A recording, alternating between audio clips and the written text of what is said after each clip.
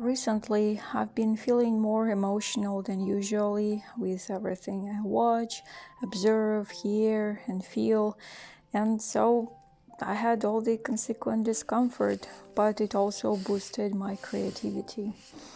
So, this emotional turbulence made me want to talk about the fact that most highly sensitive person are artists, whether they express it or keep those artistic waves inside the inner sea unsplashed. It is the creativity of perception, a different, mindful, and multifaceted view on life that I want to discuss today.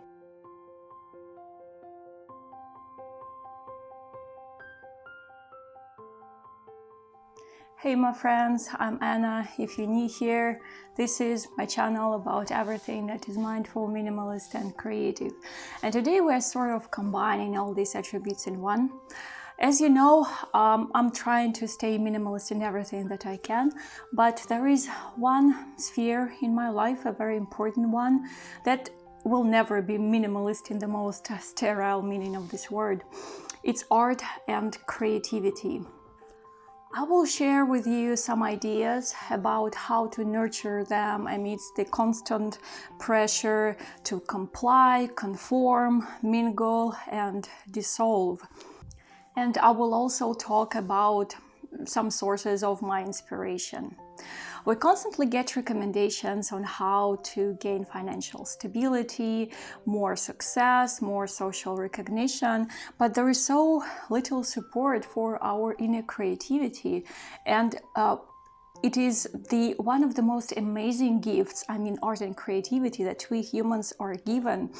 They provide solace, wisdom, joy, support, and I believe that we should never depreciate the power that they give us.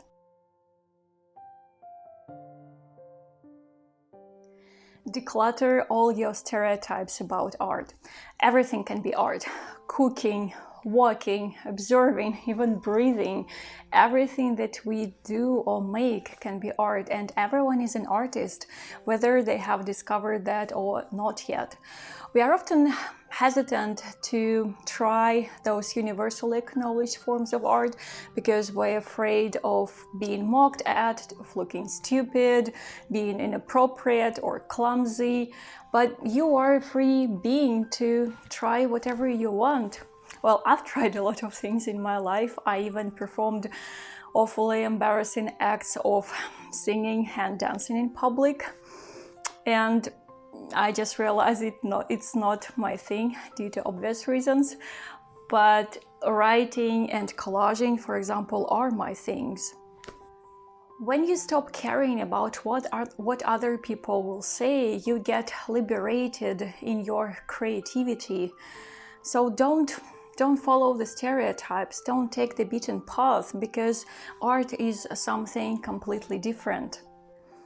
As Oxford defines it, creativity is the use of the imagination or original ideas, especially in the production of an artistic work. So you see, it takes originality and authenticity, and not education, for example. So when I was still on Instagram, I once stumbled upon a very heated discussion about whether someone who wants to claim themselves an artist should prove that with their education certificate. And surprisingly, there were a lot of people who were convinced that education was crucial for that. And that was the point when I got angry. The fact is that the majority of people on earth don't have any opportunity to get any sort of degree, be it in art or anywhere else. And so does it mean that they don't have the right to create, to exhibit, to show their artworks to the world and possibly to change the world? So, and it's nonsense. But when I was like 13 years old, I kind of believed that as well. My parents were very tight on their budget, and I never went to the art school, although I very wanted to. And when I saw my peers attending fine art and sculpture classes, I got super envious, and I was convinced that I would never be able to become an artist because I didn't go to an art school. And that was so limiting. So here is an inspiring story for you about a self-taught artist, Georgian artist Nico Pirosmani. Born in a poor peasant family, Pirosmani worked as a servant to wealthy families. He was a railway conductor, whitewasher, but also created signboards, paintings, and portraits for shopkeepers in Tbilisi. He died in poverty, and only after that became a universally acknowledged naive artist. He loved nature, animals, and obviously people. He didn't pay much attention to detail and was not intricate in choosing his palette. But looking at his artworks, you can feel that simple, beaming joy of creativity, and it's absolutely beautiful. So you see, a self-taught artist from impoverished background. Thus, declutter this elitist stereotype and never be discouraged. Everyone can be an artist. As Vasily Kandinsky said, there is no must in art because art is free.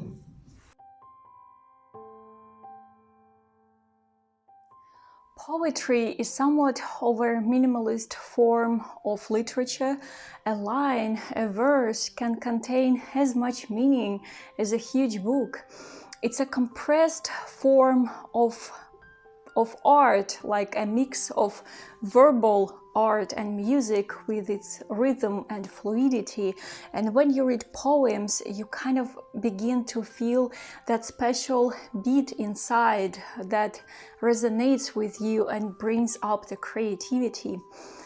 Poetry is a very easy and accessible way to get connected with the deeper creative landscape inside of you and to be inspired by that, to create.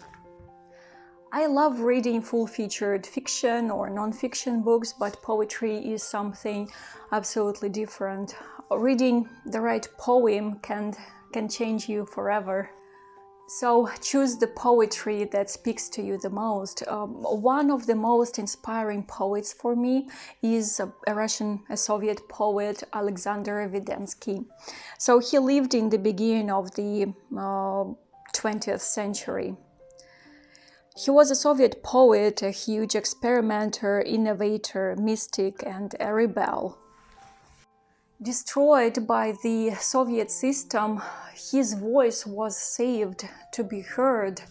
Vvedensky used language in a very unusual and particular way. At first, his poetry may seem very naive and somewhat nonsensical, but the more you read and dig deeper into that body of words, the more layers of meaning you discover. I'll go out with myself to the woods for the examination of insignificant leaves. I regret that upon these leaves I will not see the imperceptible words, which are called accident, which are called immortality, which are called a kind of roots.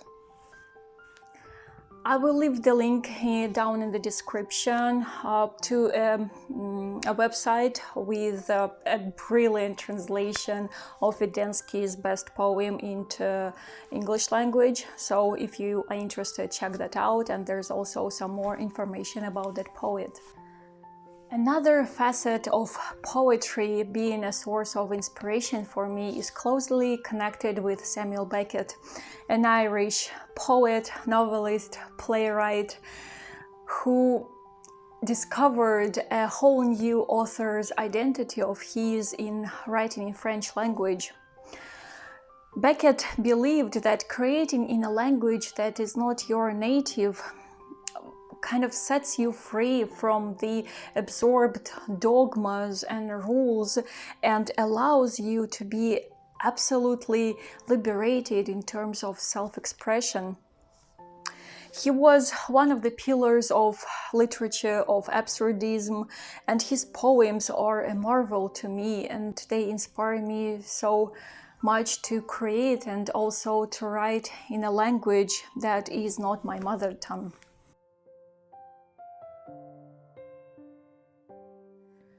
Don't be afraid of getting out of your cultural comfort zone, because inspiration can be endless just as soon as you reach out.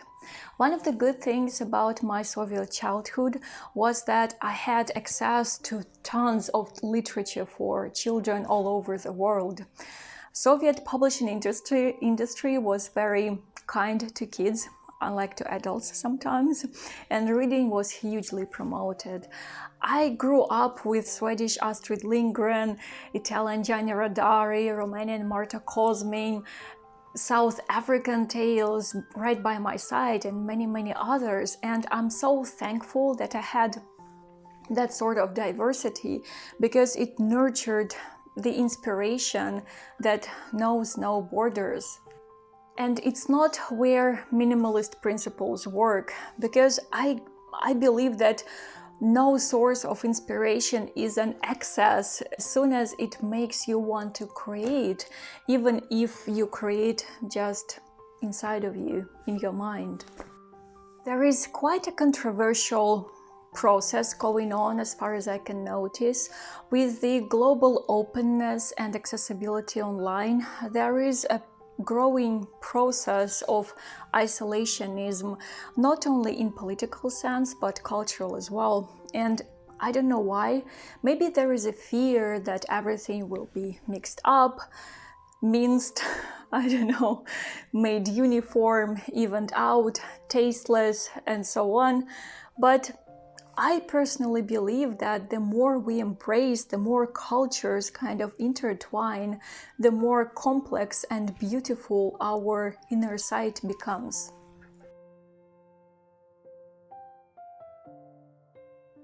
Develop a sense of humor. So many times, a good laughter saved my days from being sunk in melancholy and creative void. When you see humor in things around you, you become less self-conscious and you express yourself freely, kind of. I often feel a state of a very subtle joy, which is not euphoria. It's something serene, more serene, but very profound and joyous at once. And I was trying to describe that kind of feeling, which is the foundation of my creativity, and the only word that could be the best description was the smile. Be it the smile of God, the universe, the supreme power, just choose whichever term works best for you, but the smile it is. And so to nurture this smile inside, I love watching comedies, I love joking around with my husband or my cousin, and I love reading books with good humor. And one of my ever favorite writers who had, I don't know, like one of the best senses of humor in the world is Sergei Dovlatov. I will link down in the description his books. So my favorite novels of his are The Suitcase and The Compromise. He is Russian but died in immigration in New York. There's even a street in New York City named after him, which is called Sergei Dovlatov Way. He had a humble and brilliant way of talking about very serious and profound things with utter love and humor. So if you love good literature, if you love good humor and are not averted to Soviet time realities, I highly recommend him. I decided to find myself in monumental sculpture.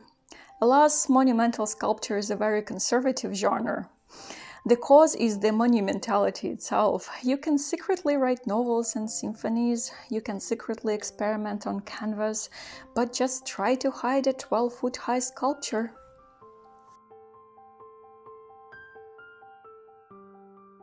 Music is the best company for creating, but it can hurt too.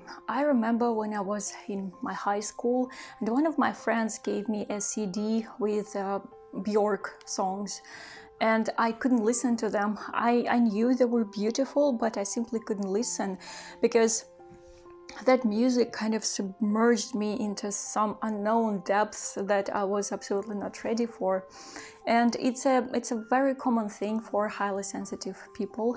HSPs try to avoid very impactful types of music, and the same works for me as well. So I cannot stand certain types of music, and I cannot even hear, not even to listen, but I cannot even hear that. But with time I figured out what boosts my creativity the best, and every time I make art I put on some music because it kind of moves my creative spirit. It helps me overcome my dull boundaries of my personality, and it kind of creates a story which I find myself inside. My father, who educated me on music in my childhood, would always listen to it with his eyes closed, and even when he played accordion he would often close his eyes as well. But I'm not like that at all. I prefer to keep my eyes open when I listen to music. I don't mean that closing your eyes is not the right way to do it. I'm just trying to make a point that if anyone tells you that there is only one way of doing or making things, that there is only one right way to make art, to walk, to listen to the music, or to love, just don't believe it. You know better for yourself. You know what works for you, and you know what to do to make your own personal art speak from the inside. The one thing that you have that nobody else has is you, your voice, your mind, your story, your vision. So write and draw and build and play and dance and live only as you can.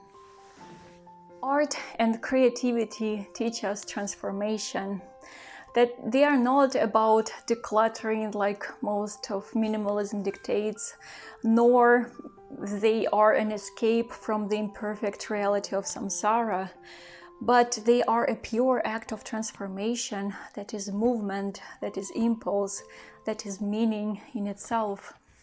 Whew. Thank you for watching the video till the end, my friends. As usual, let me know down in the comments what you think, how you maintain your creativity, and whether you're already embracing an artist in your beautiful self, or you're just planning to do that. So, and this is it. I will see you in the next video, and you have a lovely and creative day, and пока-пока.